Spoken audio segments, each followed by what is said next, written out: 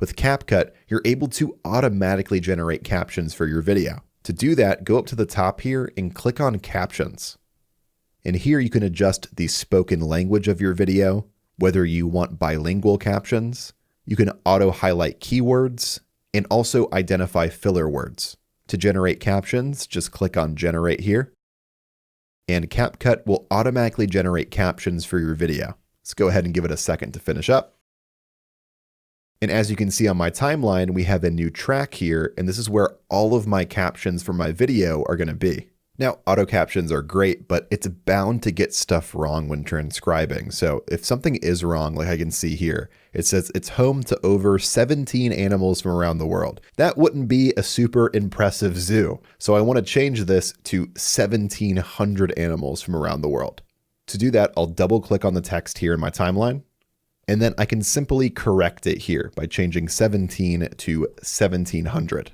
And in this panel here on the right-hand side, you're also able to change stuff like your font, the font size, the pattern, whether you want it uppercase or lowercase, colors, and then they also have a bunch of different preset styles here as well. I'm used to like yellow captions when watching movies and stuff, so I think I'll go for the yellow preset here. If I click on templates, there's also different types of animated caption templates as well. These are a bit more suited for portrait like TikTok, Shorts, and Reels videos, but these are fun to experiment around with as well. If I click bubble, there's like these little bubble texts here and different effects as well in the effects tab. I'm happy with my yellow captions, so I'll leave it how it is. You can also add animations to your captions as well by clicking animation here at the top.